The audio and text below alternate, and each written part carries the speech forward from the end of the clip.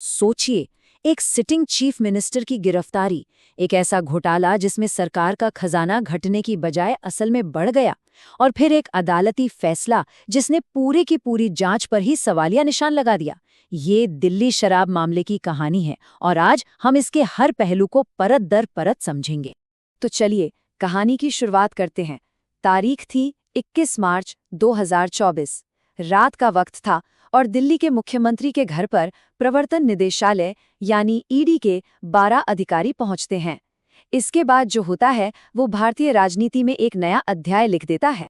और फिर वो हुआ जो शायद भारतीय लोकतंत्र के इतिहास में पहले कभी नहीं हुआ था। कई घंटों की पूछताछ चली और फिर देश की राजधानी के एक सिटिंग चीफ मिनिस्टर को गिरफ्तार कर लिया गया। तो जैसा कि सब जानते हैं, गिरफ्तारी हुई दिल्ली के मुख्यमंत्री अरविंद केजरीवाल की।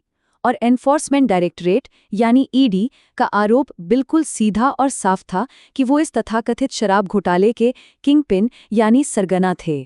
लेकिन सवाल ये है कि बात यहाँ तक पहुंची कैसे। देखिए, ये कहानी सिर्फ एक रात की नहीं है। इस गिरफ्तारी की जड़ें बहुत गहरी हैं और उस सियासी जमीन में है जिसे समझना हमारे लिए बहुत जरूरी है।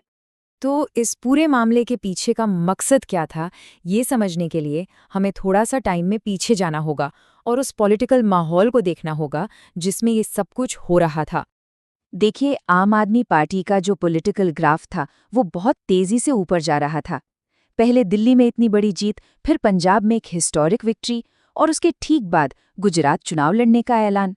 तो ये एक के बाद एक ऐसी घटनाएं थीं जो कई लोगों के लिए कह सकते हैं खतरे की घंटी बजने जैसा था। और बात सिर्फ चुनावी जीत की ही नहीं थी। दिल्ली में आम आदमी पार्टी का जो गवर्नेंस मॉडल था वो भी खूब सुर्खियां बटोर रहा था। मतलब हेल्थ और एजुकेशन में जो काम हुआ उसकी चर्चा देश में तो हो ही रही थी, दुनिया तक में हो रही थी। ये एक अलग ही तरह की पॉलिटिक्स का उदय था। तो चलिए अब आते हैं इस कहानी के सेंटर पॉइंट पर, वो एक्साइज पॉलिसी जो इस पूरे मामले के केंद्र में है।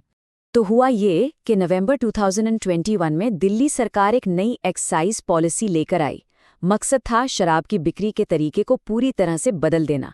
अगर आसान भाषा में समझें तो जो सरकारी ठेके हुआ करते थे उनकी जगह अब प्राइवेट कंपनियों को लाइसेंस दिए जाने थे।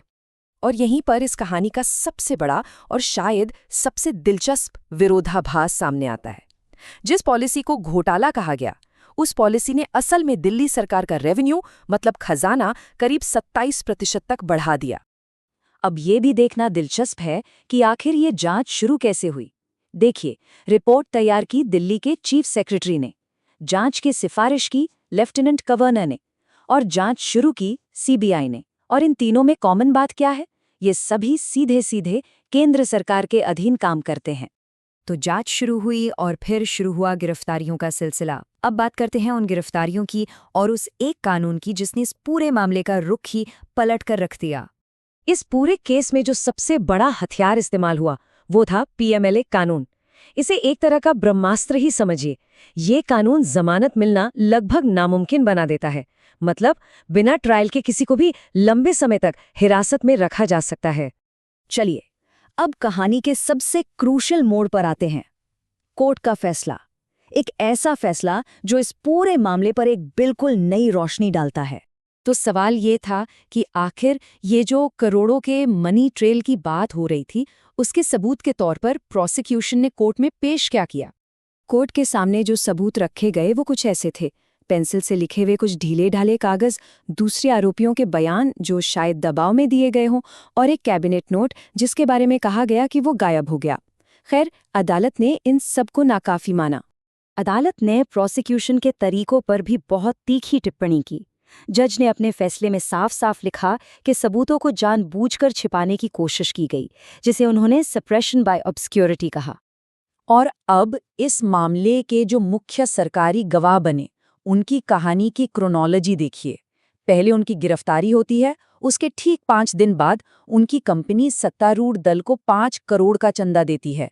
इसके बाद वो सरकारी गवाह बन जाते हैं और फिर 2 महीने बाद उनकी कंपनी 25 करोड़ का चंदा और देती है।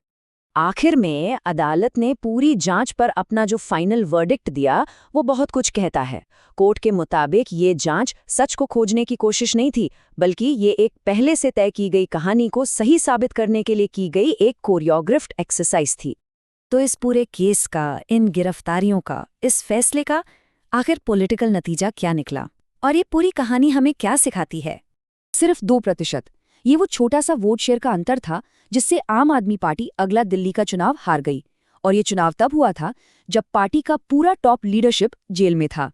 तो इस पूरे मामले का जो विश्लेषण है वो ये तर्क देता है कि इसने एक तरह का पॉलिटिकल टेम्पलेट बना दिया है। एजेंसियों का इस्तेमाल करो, एक मीडिया ट्रायल चलाओ और ये सुनिश्चित करो कि जब तक अदालतें अपना फैसला सुनाएं तब तक चुनाव खत्म हो चुके हों। और इस पूरी कहानी को हम अदालत के उसी फैसले की एक लाइन पे खत्म कर सकते हैं जो कहती है, तानाशाही के खिलाफ खड़े होने के लिए बस एक सीधी रीढ़ की हड्डी वाले व्यक्ति की जरूरत होती है।